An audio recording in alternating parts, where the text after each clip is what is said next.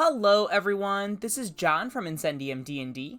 Recently, I uploaded a video about my initial thoughts about the Vecna Dossier, a free stat block and accompanying lore all about the Archlich Vecna, that was distributed by D&D Beyond for a limited time. When I recorded that original video, I was really speaking off the cuff and really giving my immediate thoughts and reactions. And the lens that I was looking at it through was really to see if this was kind of a sneak peek to legendary monster design moving forward, considering that we're going to be getting significant updates to the game in 2024. And we've already seen some quality of life quote-unquote updates through things like Monsters of the Multiverse. And listening back, there were some initial reactions that I had. Like, I remember myself saying, now, I do know that Wizards knows how unreliable challenge ratings used to be.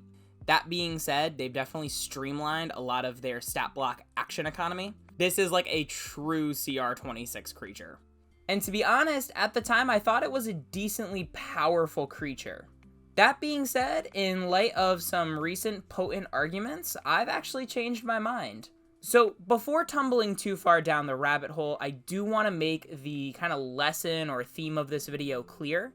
And that is, it's okay to change your mind, especially in light of a well-reasoned argument. So let's get into it.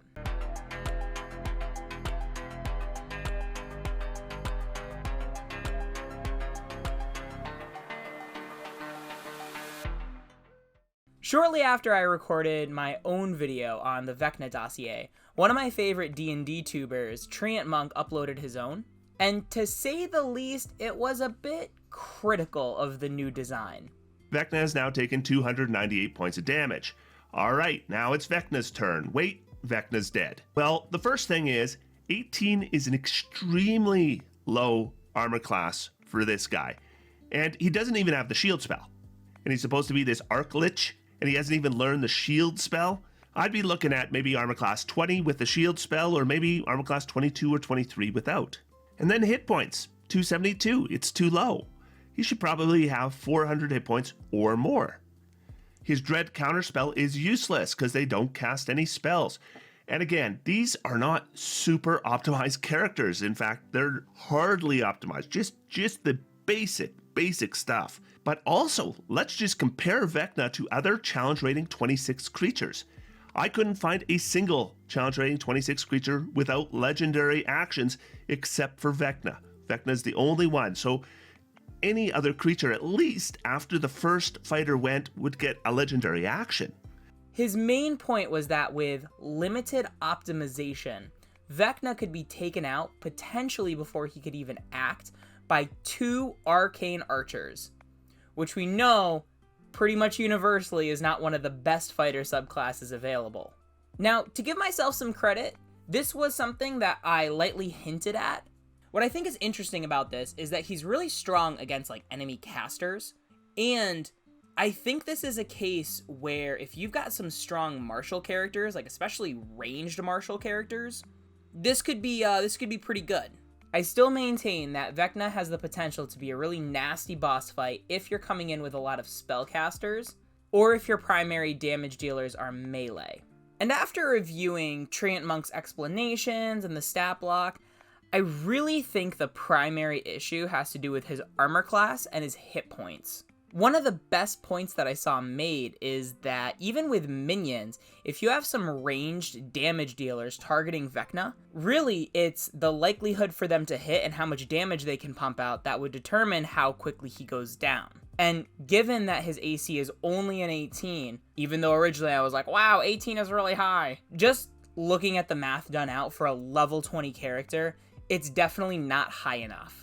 I mean, even a Sararak from Tomb of Annihilation has an armor class of 21, and he's only supposed to be a CR 23. A Sararak also gets unlimited shield spells, so theoretically his armor class is more like a 26. But that's another thing. When I was originally looking at the fact that Vecna has 3 reactions per turn, I was kind of thinking maybe that's better for DMs to run because it's more streamlined than legendary actions. I did make a note that reactions can be shut down a few different ways, such as through a successful Shocking Grasp spell, say that 5 times fast, Or, say from an open hand monk doing flurry of blows, finally, the open hand monk has a job! But really the weakness of reactions is that each of them has a specific trigger. And that getting 3 of those counter spells per round, or 3 times to teleport when hit with a melee attack, those offer some limited defenses that theoretically could also be easily shut down. Again, open hand monk!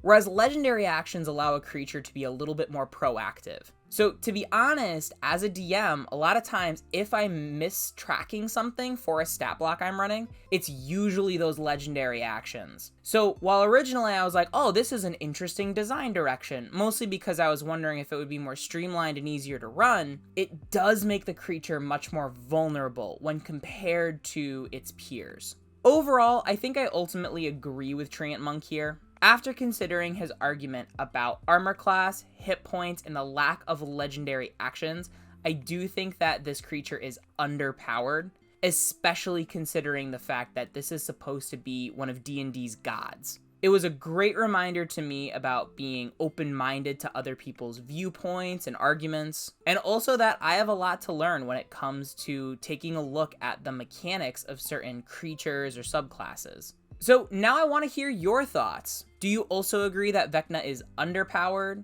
Is there another dimension to this stat block that I might be missing? Let us know in the comments down below. If you like this content, make sure to let YouTube know, give us a like, subscribe, ring that notification bell, and have an awesome day, everybody.